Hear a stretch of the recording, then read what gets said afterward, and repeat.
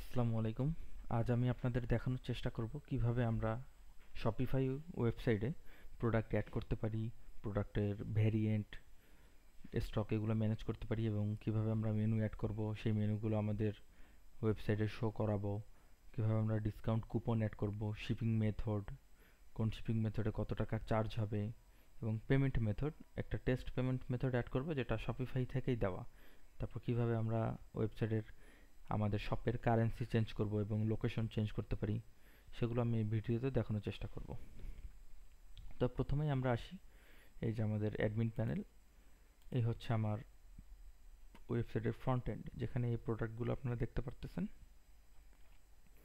এবং এখানে স্টোর নামে আমি একটা মেনুতে অপশন অ্যাড করছি, সেখানে তার আন্ডারে এই চাইল্ড মেনুগুলো হিসাবে এই চারটা অপশন আছে।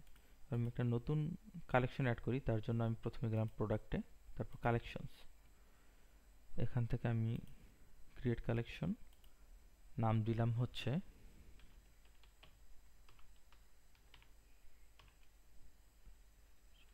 পোলো টি শার্ট, আর ডেসক্রিপশনও এটাই দিয়ে দিলাম আপাতত।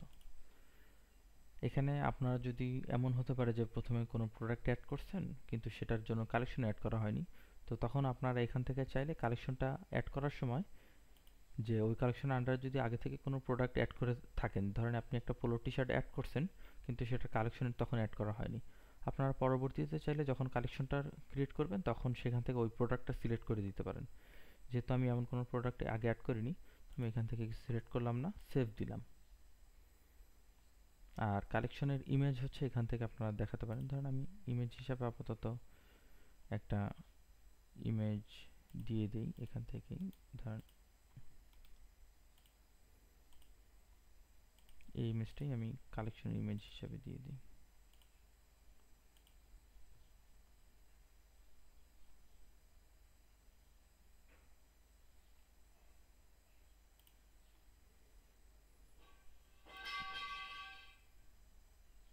এবার সেভে ক্লিক করলে আমি যদি কালেকশনসে যাই, এই যে আমার কালেকশনটা অ্যাড হয়ে গেছে।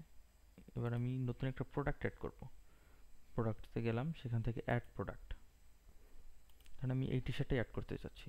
ছবিটা আমি সেভ করলাম একটু আগে, আমি নামটা কপি করে নিলাম এখান থেকে, এই টাইটেলে হচ্ছে প্রোডাক্টের নাম, তারপর ডেসক্রিপশন, এই যে ডেসক্রিপশন একটা প্রোডাক্টের, সেই ডেসক্রিপশনটা আমি কপি করে নিচ্ছি এখান থেকে, ডেসক্রিপশন দিলাম। মিডিয়ার ক্ষেত্রে আমি যেহেতু একটু আগে ছবিটা আপলোড করছি, তাই হচ্ছে আপলোড নিউতে না ক্লিক করে আমি সিলেক্ট এক্সিস্টিং দিলাম, এখান থেকে আমি এই ইমেজটা সিলেক্ট করে দিলাম এক্সিস্টিং থেকে। আপনারা চাইলে আরও ইমেজ অ্যাড করতে পারেন। তারপর হচ্ছে প্রাইস, যেমন ধরেন এই ওয়েবসাইটটায় আমরা দেখতে পারি প্রাইস হচ্ছে 1490 টাকা, কিন্তু তারা ডিসকাউন্ট দিয়ে সেল করতেছে 1140 টাকা। তো আমরা এখানে যে আমরা কত টাকায় সেল করতেছি এখন, আমি দিলাম 1140, আর ডিসকাউন্ট দিয়ে, মানে ডিসকাউন্টের আগে এই প্রাইসটা কত ছিল, মেইন প্রাইস ছিল আমার 1400 টাকা। আমি কি এই প্রোডাক্টের সাথে কোনো ট্যাক্স অ্যাড করতে চাচ্ছি কিনা, আমি টিক মার্ক এটা সরাই দিলাম যে আমি এই প্রোডাক্টের সাথে কোনো ট্যাক্স অ্যাড করতেছি না। এবার ইনভেন্টরি, এখানে হচ্ছে কোয়ান্টিটি, আপনি চাইলে এখান থেকে কোয়ান্টিটি দিয়ে দিতে পারেন, যেমন ধরেন আমি দিলাম 50টা। শিপিং, এটা কি ফিজিক্যাল প্রোডাক্ট কিনা, তো সেক্ষেত্রে আমার ধরেন এটার ওয়েট কত, আমি দিলাম 200 গ্রাম। আপনি এখান থেকে অপশন সিলেক্ট করে নিতে পারেন যে কেজিতে হবে নাকি অন্য কোনো ফরম্যাটে হবে, আমি দিলাম গ্রাম। আর কোন কান্ট্রি, যে এই প্রোডাক্টটা আমি কোন কোন কান্ট্রিতে সেল করব, আমি এখান থেকে কোন কান্ট্রিতে সেল করব, আমি এখান থেকে হচ্ছে বাংলাদেশ দিলাম। আপনারা যদি কোনো কান্ট্রি সিলেক্ট না করেন তাহলে এই এখানে যতগুলো কান্ট্রি আছে সবগুলো কান্ট্রি থেকেই অর্ডার করা যাবে। এবার আসলাম ভ্যারিয়েন্ট, এখানে আমি ভ্যারিয়েন্টে ক্লিক করলে ধরেন সাইজ, আমি সাইজে ক্লিক করলাম, সাইজে ক্লিক করার পর দিলাম অ্যাড সাইজ, এখানে গেলে আমি দিলাম এস, এম, এল, এক্সেল এবং 2XL, এই কয়েকটা সাইজে এই প্রোডাক্টটা আছে, ডান। এবার এখান থেকে যে ভ্যারিয়েন্টগুলো আমি একটু আগে অ্যাড করছি সেগুলোর কোনটায় কতটা স্টক আছে, আমি যেহেতু প্রথমে ইনিশিয়ালি 50টা দিয়েছিলাম তাই 50টা প্রথমটার ক্ষেত্রে অ্যাড হয়ে গেছে, ধর আমি দিলাম এখানেও 50টা, এটা 50টা, আর 2XL এর ক্ষেত্রে আমি দিলাম 0, যে এটা আমার নাই, স্টকে নাই। এখান থেকে আমার এগুলো সব অ্যাড করা শেষ। এবার আসি হচ্ছে কালেকশন, আমার এই সবটাই আপনারা খেয়াল করলে দেখতে পারবেন যে হোম পেজে আমার প্রোডাক্টগুলো শো করতেছে, এখানে হোম নামে একটা কালেকশন আছে, আর এখানে হচ্ছে স্টোর থেকে অন্য অন্য কালেকশন।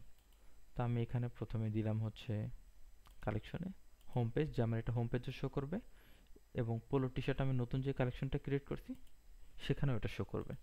এই দুটা টিকমার্ক দিয়ে এবার আমি এটা সেভ করে দিলাম।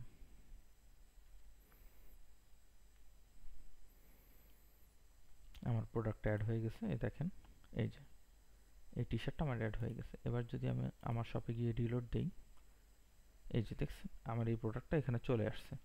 কিন্তু আমার এখানে হচ্ছে যে এই মেনুগুলোর ক্ষেত্রে আমার নতুন যে মেনুটা আমি অ্যাড করছি কালেকশন, সেটা আমার এখানে শো করতেছে না।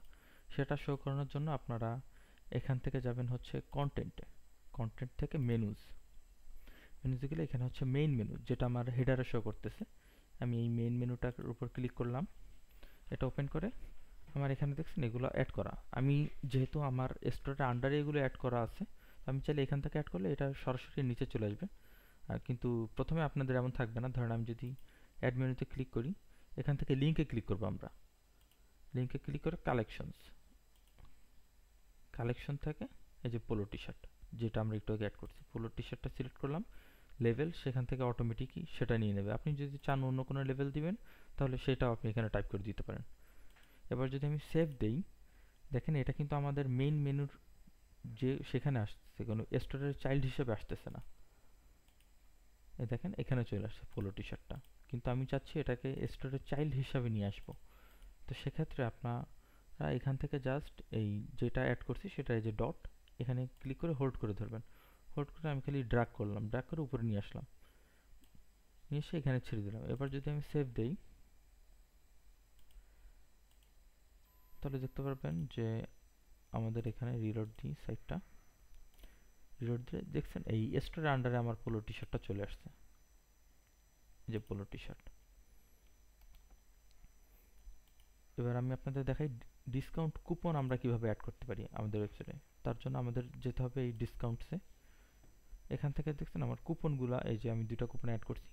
ধরেন আমি একটা নতুন কুপন অ্যাড করতে চাচ্ছি, create discount amount of products, এখান থেকে আমি সিলেক্ট করলাম, সিলেক্ট করে ডিসকাউন্ট কোড দিলাম, ধরেন RRF জানুয়ারি, কত পার্সেন্ট, এটার জন্য ধরেন 50% ডিসকাউন্ট থাকবে, নো মিনিমাম রিকোয়ারমেন্ট।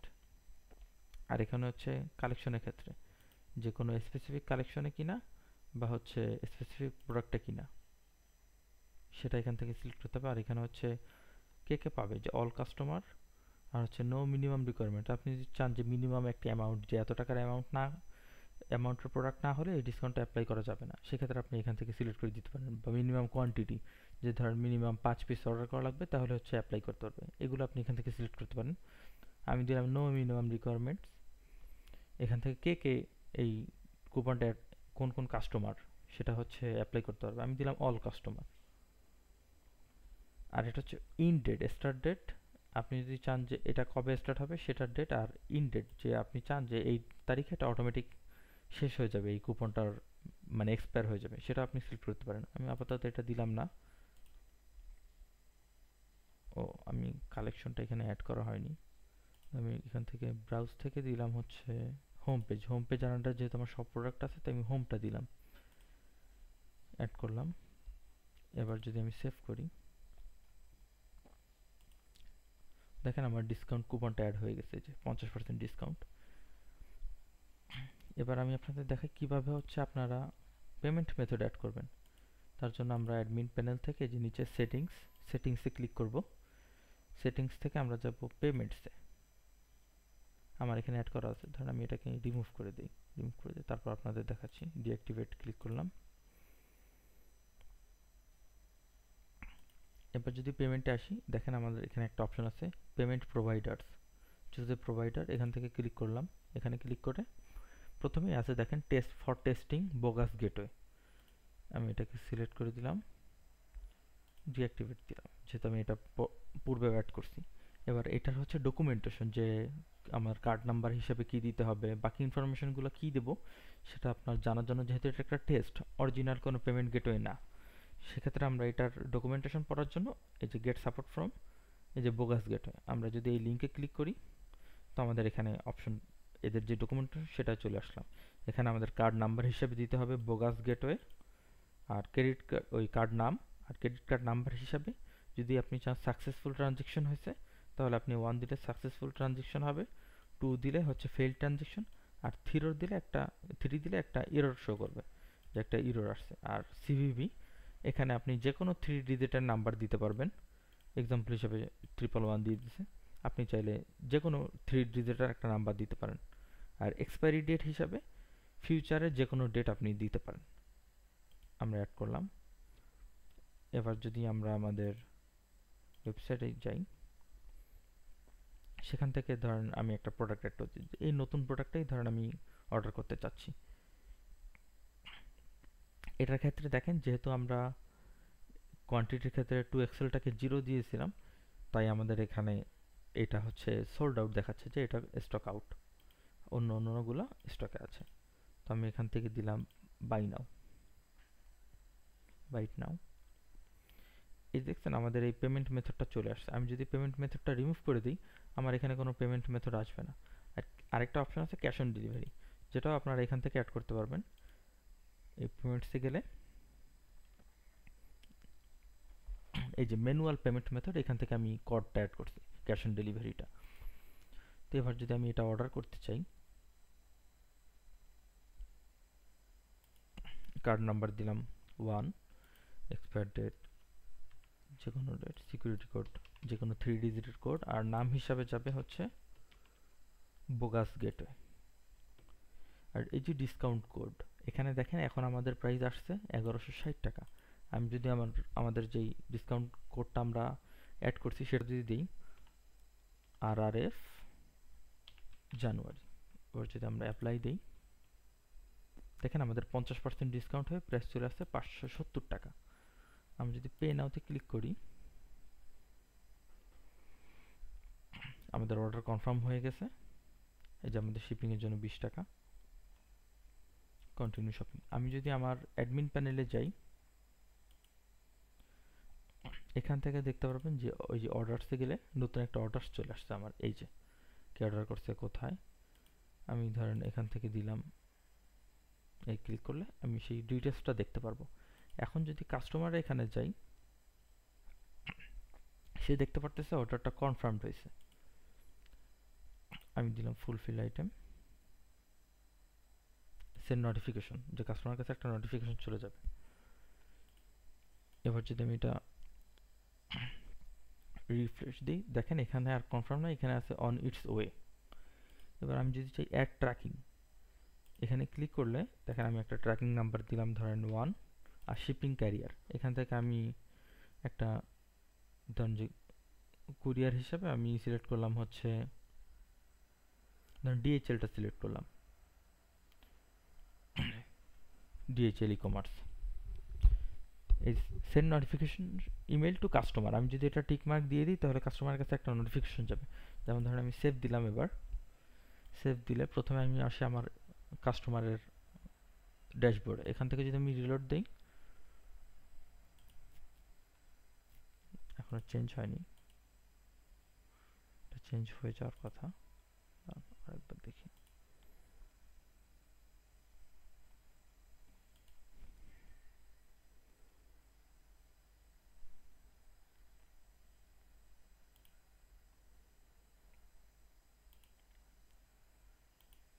ট্র্যাকিং নাম্বারটা 3 দিয়ে দিই, দেখি এবার সেভ করি। হ্যাঁ, ওই ট্র্যাকিং নাম্বারটা আগে দেওয়ার কারণে আগে একবার অ্যাড করছিলাম, তো ওটা কাজ করতেছিল না। এবার যদি আমরা রিলোড দিই,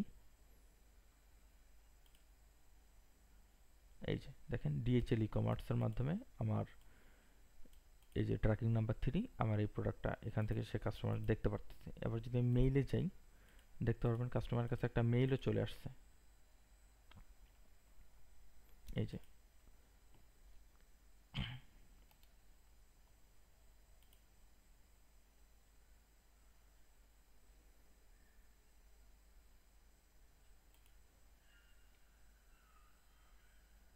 দেখেন কাস্টমার কাছে ওটার জন্য একটা মেইল চলে আসছে। আমি এখান থেকে চলে আসলাম এই পেজে। এবার আমি দেখাচ্ছি কিভাবে আমরা শিপিং মেথড অ্যাড করব। ধরেন আমি আরেকটা প্রোডাক্ট যদি অ্যাড করতে চাই, দিলাম ধরেন এই ট্রাউজারটা আমি অ্যাড করতে চাচ্ছি, জগার্সটা বাইট নাওতে ক্লিক করলাম। ক্লিক করলে দেখেন আমার শিপিং মেথড, এই যে ইনসাইড আমি অ্যাড করছি, inside Khilkhet, inside Dhaka, outside Dhaka, এই অপশনগুলো আমার আসতেছে। আমি যদি আমার ড্যাশবোর্ডে যাই, সেখান থেকে সেটিংস থেকে এই যে শিপিং অ্যান্ড ডেলিভারি, এখানে ক্লিক করলে এই এই যে general shipping rates for domestic, আমি এখানে ক্লিক করলাম। এখান থেকে আমি অপশন পাচ্ছি যে ইনসাইড ঢাকা, আউটসাইড ঢাকা। ধরেন আমি একটা দিলাম অ্যাড রেট, আরেকটা, এটার নাম দিলাম RRF, আর এটার প্রাইস দিলাম হচ্ছে আমি ধরেন 50 টাকা। এবার আমি ডান দিলাম, এখান থেকে এটা সেভ করলাম। এবার যদি আমি আবার চেক আউট পেজে যাই, দেখেন RRF নামে আবার একটা অপশন চলে আসছে, সেটা সিলেক্ট করলে আমি 50 টাকা থেকে ডেলিভারি চার্জ আমার সিলেক্ট হচ্ছে। এবার আসি কীভাবে আপনারা কারেন্সি চেঞ্জ করবেন। আপনারা যদি এই শপে দেখেন আমার কারেন্সিগুলো হচ্ছে সব বাংলাদেশি টাকাতে, বিডিটি, যেহেতু আমার সব লোকেশন বাংলাদেশ সিলেক্ট করা।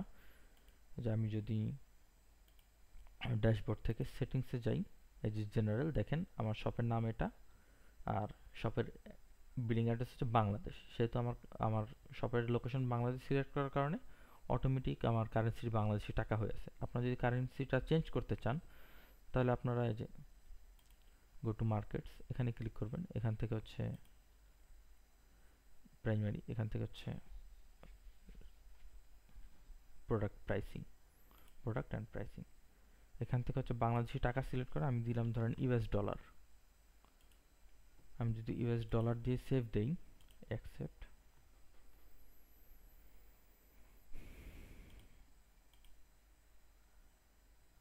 দেখেন এবার আমার প্রাইস চেঞ্জ হয়ে US$-এ চলে আসছে।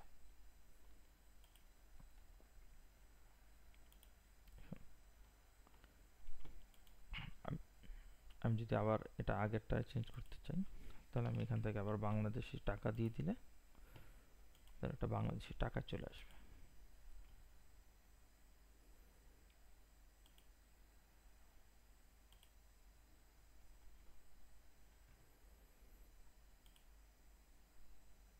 এই যে কারেন্সি এখন আমার আবার বাংলাদেশি টাকা হয়ে গেছে।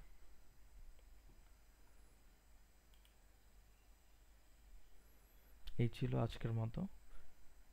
কোনো যদি, যেহেতু আমি প্রথমবারের মতো ভিডিও রেকর্ড করলাম, যদি কোনো ভুল হয়ে থাকে আপনারা ক্ষমাসুন্দর দৃষ্টিতে দেখবেন। ধন্যবাদ।